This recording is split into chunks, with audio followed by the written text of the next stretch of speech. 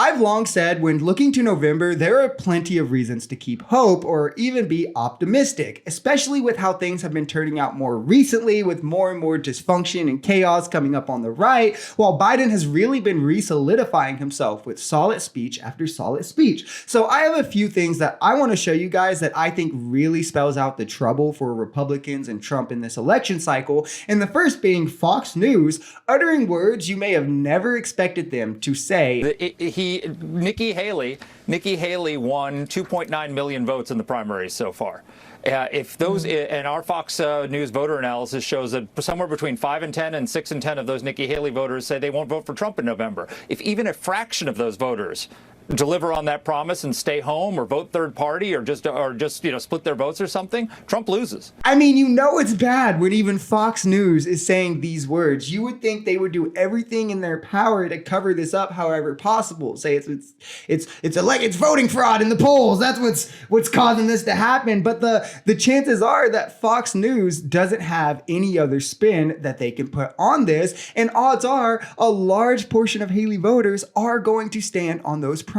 Trump isn't even trying to reach out to them at this point. He stood on a stage and said, if you voted for Haley, if you didn't vote for me in these primaries, you're not a Republican and we won't take you back. So it seems as if he's not even kind of game planning to get them back. And here is Fox News saying it's clearly going to be a problem if he doesn't get a lot of them back. And also, a large chunk of Haley voters are more warm to Biden policies than with Trump. So they're more likely to go to Biden or I guess a third party than they are to Trump anyway. Next, when everyone works with the guy, is close with the guy, is in contact with him and says, hey, you can't really trust this guy, that might be something you want to listen to. And here is Mike Pence, Trump's former VP, finally coming out and announcing officially he will not be endorsing Trump for president. I can't speculate on it, but what I can tell you is that in each of these cases, Donald Trump is pursuing and articulating an agenda that is at odds with the conservative agenda that we governed on during our 4 years. And that's why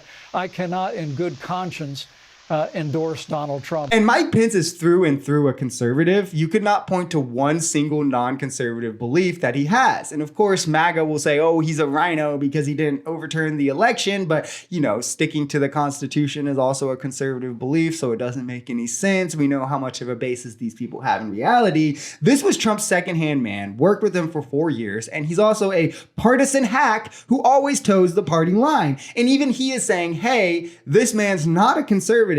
He's a danger to Americans, and I will not support him. When someone who knows a person and worked with him this closely, as I said, you have to listen to that. You have to take that to some value, because what benefit does he even have to say this at this point? He's out of the race. He's not running for president. He's just being honest. These two devastating blows dealt back to back to Trump, mixed with this new reporting from the Center for American Progress that finds, if not for Bush and Trump era tax cuts, our federal revenues would be on track to keep pace with our federal spending. Now, remember, Bill Clinton had our economy ready to pay off all of our debts by 2010, and then Bush ruined it all with tax cuts. So his own party can't support him.